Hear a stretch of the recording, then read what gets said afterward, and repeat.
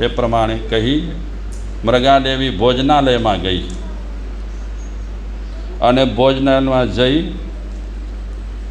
વ્યવસ્થિત જે ગાડીમાં તૈયાર કરતી હતી ભોજન, ગાડી હતી પેલી શું કહેવાય, આપણે ત્યાં પણ ઘણા મોટા મોટા રસોડા હોય ત્યાં એવી ગાડી હોય છે. દિનેશભાઈને ધક્કા મારવાની પણ ઓછી જરૂર પડે, ઉપાડવાની ઓછી જરૂર પડે છે ને, અહીંયા છે ને. હા, તો એમાં એવું બધું તૈયાર કરે છે ભોજનાલયમાં.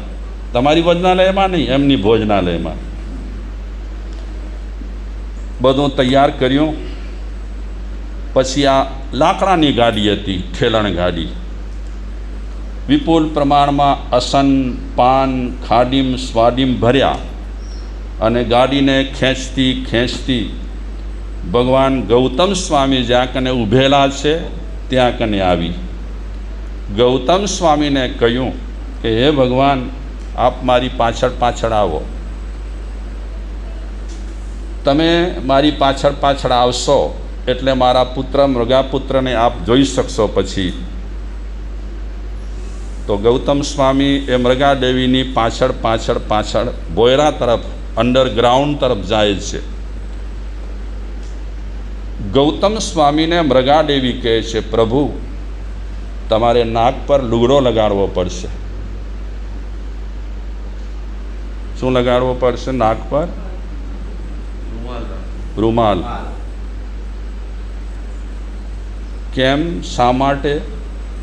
જો કે આપણે ત્યાં પદ્ધતિ છે, પૂજા કરવી હોય ને તો નાક સુધી રાખવું પડે રૂમાલ, નહીં? હા, કેમ? ભગવાનને નાક બતાવવા જવા નથી રહ્યા આપણે.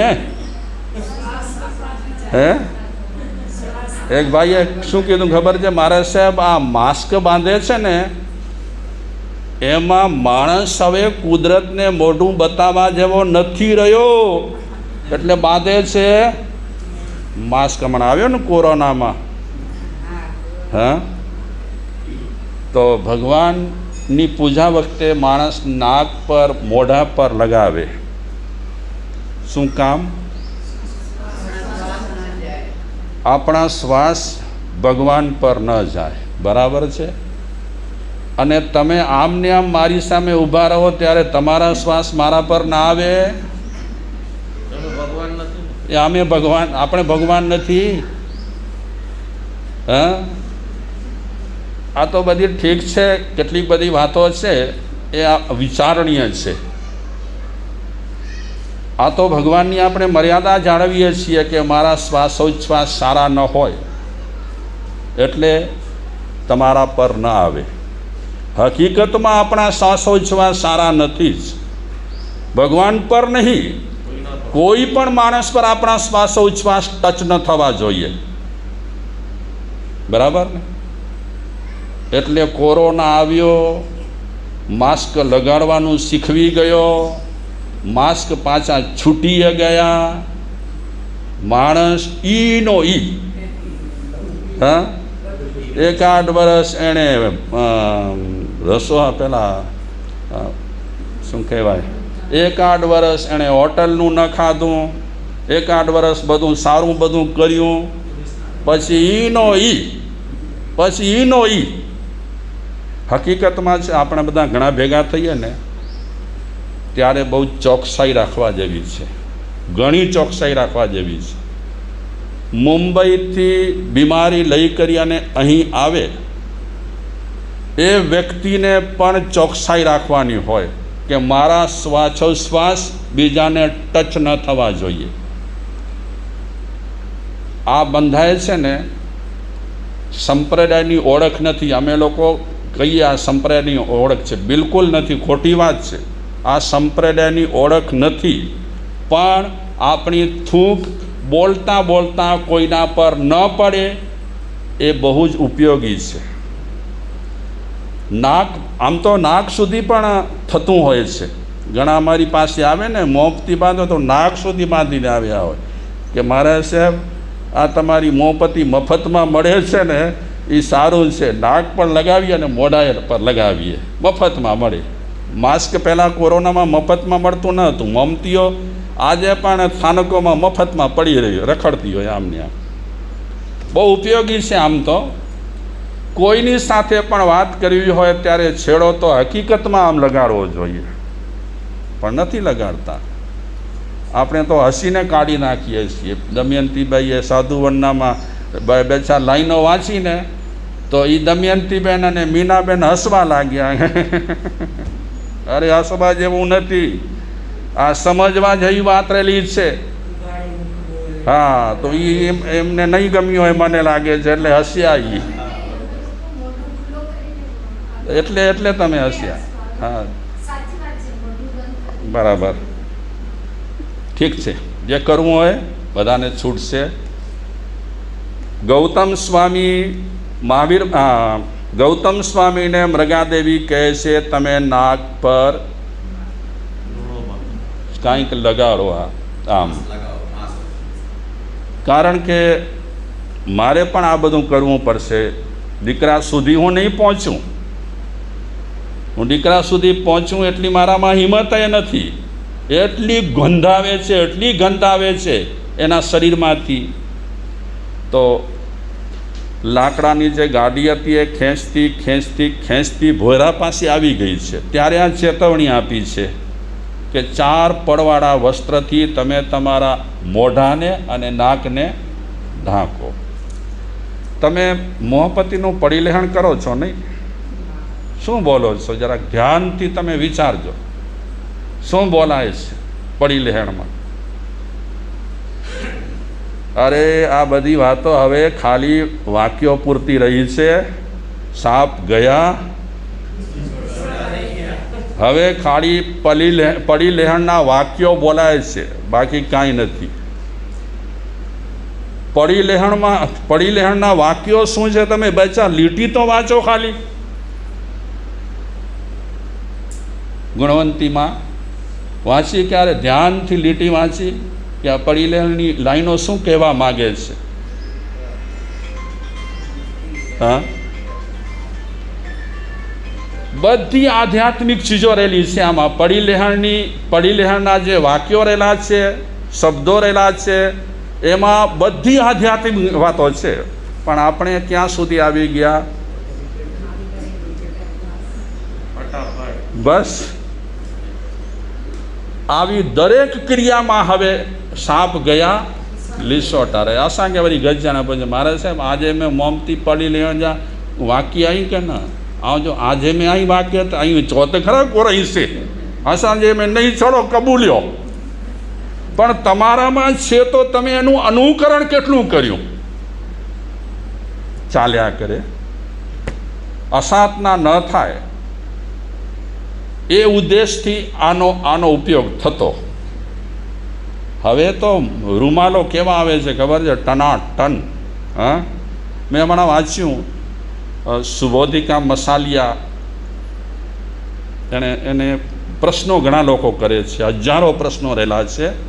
એની ઓડિયો વિડીયો બધી છે.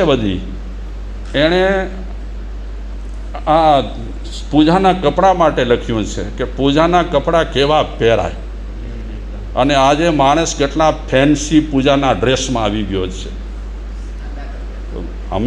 અમે શું ન બોલી શકીએ? કોઈકને એમ લાગે ટીકા કરે છે મહારાજ. એટલે અમે ઘણી વખત વાતોને વાળી લઈએ કે જવાબ કોઈને મન દુઃખ થાય, આપણને લેવા દેવા ન હોય, સંપ્રદાય સાથે કોઈ ગચ સાથે લેવા દેવા ન હોય, છતાં પણ એકનું બીજું માણસ વિચારે, એટલે જતી કરીએ વાતો. પણ એ સુબોધિકા મસાલિયા લખે છે પ્રશ્નો જવાબમાં કે આજે ઘણી ચીજો છે ને આમ ને આમ ધક્કલ પેચા 300 કે 150 ધક્કલ પેચા 500 હાંકે રાખો બાપા, જે થાય તે. બસ સારું છે, ચલો જે થાય તે. નાકને ઢાંકી લો.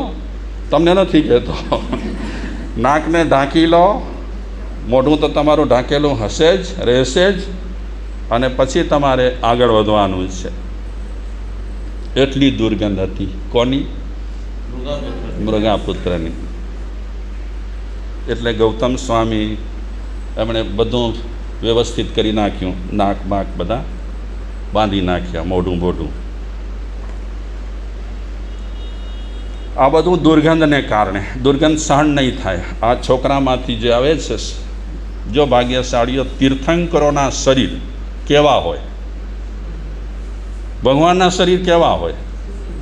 હા, કોમળ તો ઠીક, ખુશ્બુવાળા, કાંઈ લગાવે નહીં, પરફ્યુમ નહીં, સ્પ્રે નહીં, અત્તર નહીં, સુગંધ સુગંધ સુગંધ.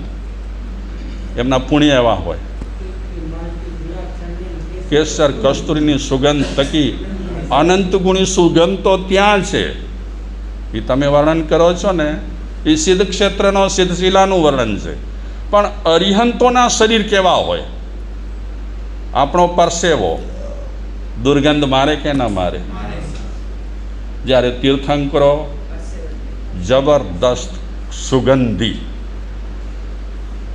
દેવો આપણી પાસે નથી આવતા.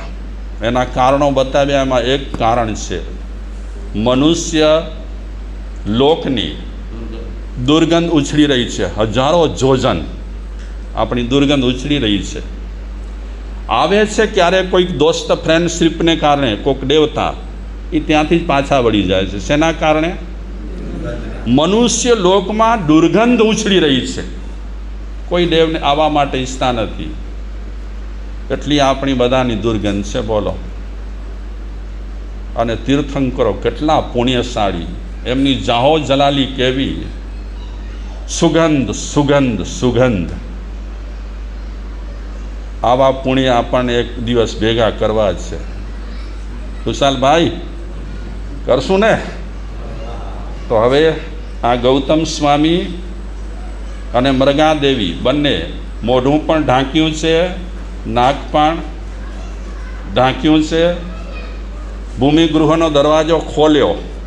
જેવો દરવાજો ખોલ્યો કે એમાંથી એકદમ દુર્ગંધ, મગજ માથું ફાટી જાય એવી દુર્ગંધ.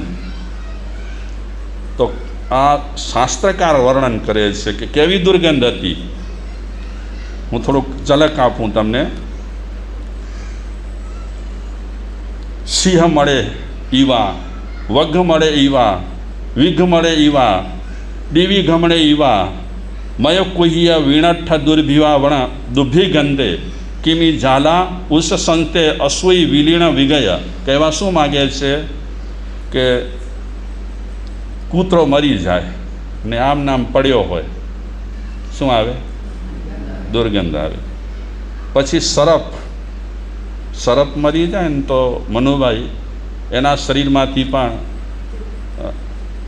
ડેડ બોડીમાંથી દુર્ગંધ બહુ આવે.